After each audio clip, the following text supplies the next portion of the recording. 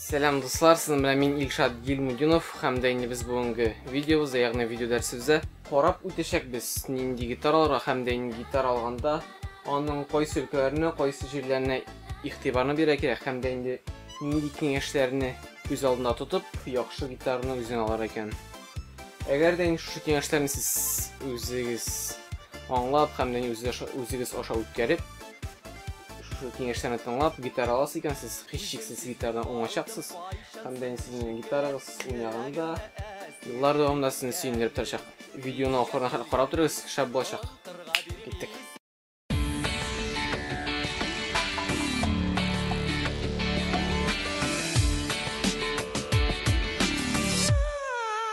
Tek olabız gitarani. Hamda endi gitaraning ustunda deb aytayım, gitarada men sizlarga ko'rsatayapman onun qaysi ülkelerinde indineseri baranda hem gitar alganda onun qaysi ülüşlerine ihtibar berek hem de onun qaysi qırıları sıfatlı bola tiyiş eken. Tek oldanıp başlayayım. İng birinci kiresiz mesela barasında kibitken muzikalni kibit mi? Mesela Kazanda aytam Mustorgi Sales Sound mesela kiresiz muzikalni berek kibitke. Onda elinip tura gitarda sizga aşağıdan. İng birinci şiratda көзгө ташланган motor gitarı. Mesela da zenger gitarlar, qora gitarlar, qora tüstegi. Mesela o'zingizga aşağıdan gitarni olasiz, barasiz. Mesela men sizga misollar bilan aytam. Так что g'ayib Mesela sizga aşağıda qora gitarı, qora tüstegi olasiz, qora tüstegi şu gitarni. To все oldingiz. Hozir tovush chiqarib qaraysiz, normalmi u sizga o'xshaymi? Qo'yib qaraysiz hamda tutib qaraysiz deganday, quchoqlab qaraysiz deganday, nechik sizning ko'ngilingizga yaqin. Qo'yib qaraysiz hamda nechik joyda o'tirami, sizning nechik ko'ngilingizga yaqinmi? Agar deganingda gitara zo'r bo'lgan chiroqda, to bor balakayroqlarda gitarada masalan da razmerlar bor ish gitaradan, to boshqa gitarlarni qararga bo'la. Agar da gitara sizga tishqi kayfiyati bo'yicha shu ekan, sizga o joyli ekan, sizning qo'lingizda o'ynayim deb gina turar ekan, shu uchroqda biz ko'chamiz kerak muhim faktorlarga deb aytamiz, muhim ko'zda tuta turgan kачество yoqlarni. Так, oldi gitarani sizga aşağıda bulay normalni bo'yalgan. Eng birinchi shiratda men o'zim qarar edim eng birinchi grifga. Grif deb biz gitaraning вот shu uzun jirin, ya'ni akkordlar qo'ya turgan yerni grif deb ataymiz. Eng birinchi shiratda qaraymiz grifning tegizligini. Onun uchun olamiz gitarani qo'lga, как professional shakl olgan bo'lamiz. Onun uchun shoyg'ina qarab kerak.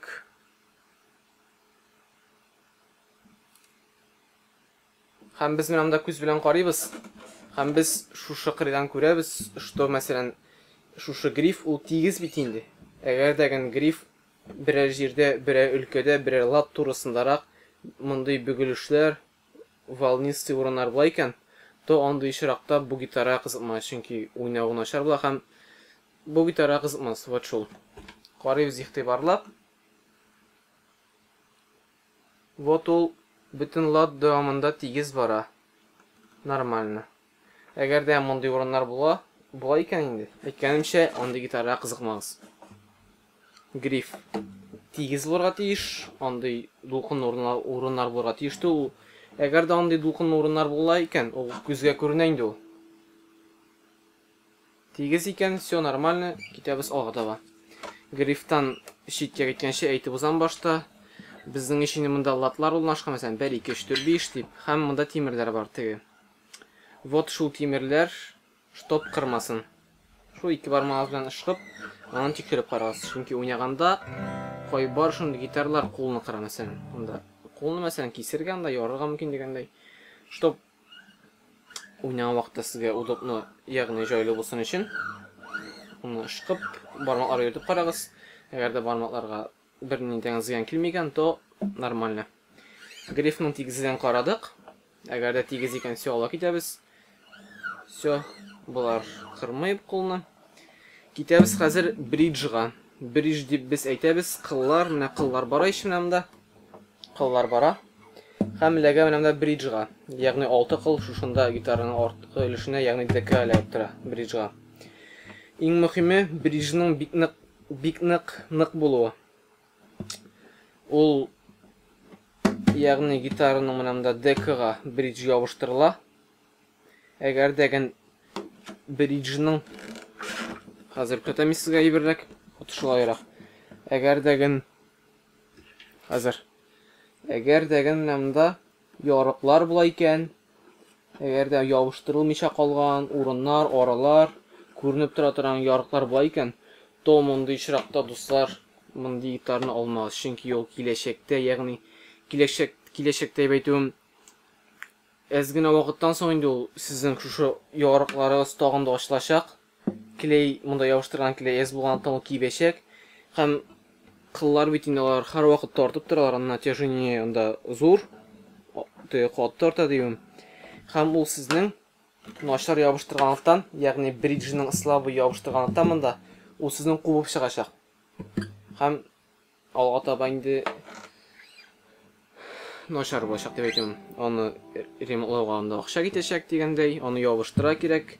Әле ул ябыштырачак торачакмы, аңа гарантия юк. Так что бик зур игътибарны бирегез шушы бриджның декага әйбәт нык урнашуына. Әгәр дә сез бәк күреп чамалап битермисез икән, монда ярык бармы? Бөтен ягын карагыз. Әгәр дә белеп битермисез икән, яныгызда гына бәлки, мәсәлән, кисәгездә монда кагаз бар икән. Мәсәлән, булай әйтәм, A4 форматында мәсәлән шундый кагаз бар икән, то кагаз белән йөртеп карагыз. Мәсәлән, шулай йөртеп чыгасыз. Әгәр дә кагаз керми икән монда, всё, монда урнашкан икән. Всё, ышанырга була. Алга таба китәбез. Грифыбыз безнең тигез булды. Кулларны кырмый. Бридж әйбәт урнашкан. Күчәбез гитараның шушы зур өлешенә, ягъни гитараның дексы алгы өлеше дип әйтәбез инде. Вот шушы өлешенә. Гитара штоп әйбәт буялган булсын, мәсәлән, ул бит инде бер җирендә мәсәлән лак җитеп бетмәскә мөмкин, анда буяуы начар буялган булырга мөмкин. Шуңа күрә штоп ул әйбәт буялган булсын. Һәм әзрәк игътибар бирегез аның тигезлегенә, әйбернең гитараның өстенә тигезлегенә. Әгәр дә гитараның мәсәлән ул дымлы җирдә сакланган була икән, то аның мәсәлән ничек дип әйтим, шушы үскөлеше әзрәк күпрә дымлангач анда или теге мәсәлән кибү нәтиҗәсендә аның башка урыннар мәсәлән үзгәрешләр булыр мөмкин, әзрәк күперләр, аска төшүләр дигәндәй. Шуңа күрә гитараның өскөлеше, яннары дигәндәй, арты дигәндәй, штоп аның бу кырыйлары тигез булсын, әйбәт буялсын, лага әйбәт ятсын, һәм дә инде андый баткан урыннар булмасын. Штоп ул ровный, тигез, шома гына булсын. Вот шул. Моны карап уздык. Күчәбез хәзер алга таба. Һәм тагын шуны әйтергә онытып торам. Һәм иң мөһим бер өстенлекне, иң мөһим игътибарны бирергә кирәк. Шушы грифның гитараның корпусына, ягъни дека гитараның корпусына шушы зур өлешенә монда беркетелүендә. Кайбер гитарадан да прям күренеп тора, монда ничек беркетелгәне. Анда прям күренеп тора, аны болтиклар вакытыга берләр белән бурылганы. Бу очрактан да күренми инде, эштән эшләнгән. Һәм игътибарны бирегез, штоп шушы моңа ябыштырылган кырыйда анда ярыклар һәм чатнаган урыннар булмасын. Әгәр дә ярыклар, чатнаган урыннар һәм дә шикләндерә торган күренешләр була икән, андый очракта гитараны алырга мин сезгә киңәш итмим. Вот шушы кырыйда анда ярыклар һәм әйберләр чатнаган урыннар булмасын шушы кырыйларда. Вот. Хәзер мин сезгә бераз якыннан күрсәтәм. Хәзер якыннан күрсәтәм. Бу кырыйгыз сезнең әйбәт булсын. Вот. Монда бер ниндәгән ярыклар булмасын. Һәм гитара инде тигез булсын монда карап торышка. Ой-ой-ой. Вот. Һәм сезнең шушы калки, ягъни бер торган әйберләр нык булсын.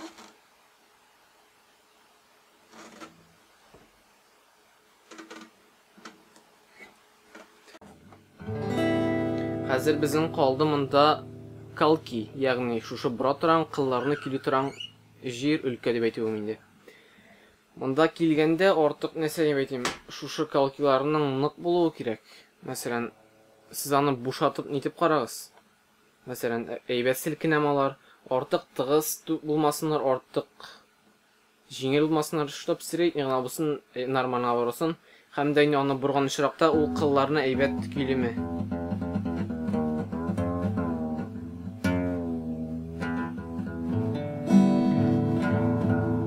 Чтоб ул кылларны әйбәт көйләсен.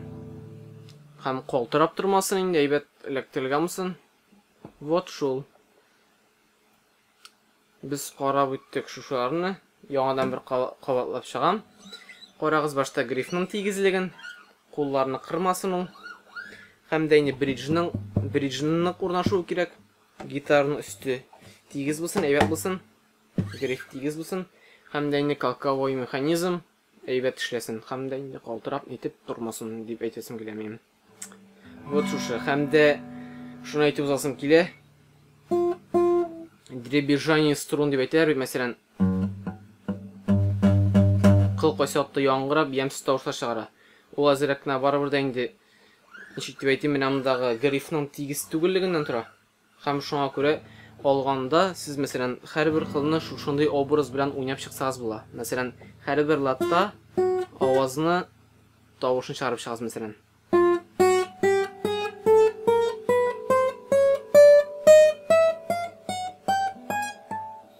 Һәрбер кылны шайтырып чыгабыз.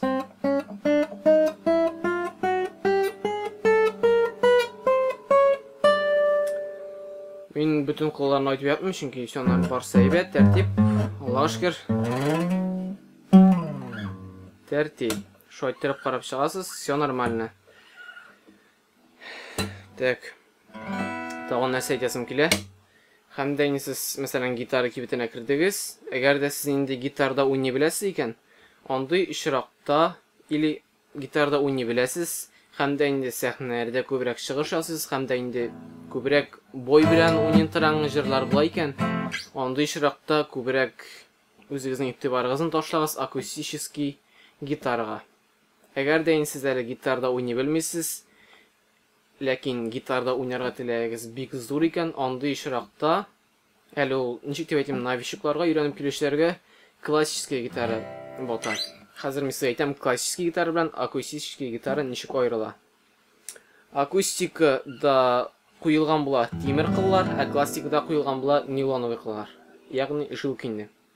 Һәм тагын бер ягы, акустический гитарада гриф узкий, ә классический гитарада гриф широкий. Шул классический гитараның грифы широкий булгандан, анда өйрәнгәндә җайлырак, чөнки бармаклар башка кылларга тими һәм өйрәнүе җайлы. Барысын да әйтеп чыктым.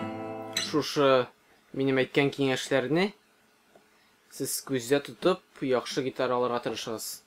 Һәм дә инде кибеткә барып кергәч, анда сезгә продавецлар әйтә икән, ягъни сатучылар әйтә икән, бу гитараны ал, бу гитара әйбәт дип. Сез аларның сүзләрен бәк игътибар итмәгез, чөнки бүтән кибеттә дә анда музыкантлар, музыка белемле кешеләр эшләми. Сез үзегезнең фикерегез булсын, һәм дә кергәч җаныңа, күңелеңә нинди гитара якын, шундый гитараны алыгыз, уйнап карагыз, сезгә аның тавышы шуймы, сезгә аның тышкы кыяфәте шасын иң беренче чиратта гитараның, һәм дә аның тавышы шасын. Әгәр дә яны шушы әйберләр сезгә ошый икән, то инде күчәбез мин әйткән киңәшләргә. Алар дагы инде барса тәртиптә икән, то андый чиракта гитараны рәхәтләнеп алсагыз була. Бар тик шушы киңәшләргә таяныгыз, үзегезнең җаныңыздан инде гитара ошый, шундый гитараны алыгыз. Мөгаен минем шушы киңәшләрем, киңәш дип әйтү мин үзем дә әллә ни мондый әйберләр яхшы әйберләр белмим, чөнки мин үзем гитара алганда мондый киңәшләрне бәк белмим. Һәм интернеттан карадым да гына әзрәк шул вакытыга әйберләр нәтиҗәсендә гитараны карап игътибарлап шулай алдым. Һәм Аллаһка шөкер гитарадан уңдым. Һәм әйтеп узасым килә, гитара алганда күбрәк сез известный брендларга, известный маркаларга таяныгыз. Мәсәлән, әйтеп узам, Yamaha, Honor, Martinez, Fender, Korg. Вот шушындай маркаларны алырга тырышыгыз, брендларын дип әйтим инде. Андый гитаралар, мәсәлән, андый компаниялар дип әйтим. Мәсәлән, Martinez'lar анда, Fender, Kortlar алар әйбәт гитараны җитештерәләр. Хәтта инде аларның бәясе, мәсәлән, анда 5000 әз булсын, анда 5000 кыйммәтрәк булсын ди. Бәяләр 300 булса дагын, то алар барыбер дигән бар сыйфатлырак гитаралар җитештерәләр. Шуңа күрә билгеле булганрак компанияларга, маркаларга таяныгыз. Дусларым, сезгә шушы минем әйткән бәләкәй генә киңәшләрем һичшиксез ярдәм итер дип уйлыйм. Һәм дә инде сез шушы киңәшләргә, шушы әйткән сүзләргә таянып, һичшиксез яхшы гитара алачаксыз дип уйлыйм. Гитарада уйнарга өйрәнегез, чөнки уйнау кызык, ничектер рәхәтлек бирә. Уңышлар сезгә. Киләсе видеолар хәтлек, сау булыгыз. Пока.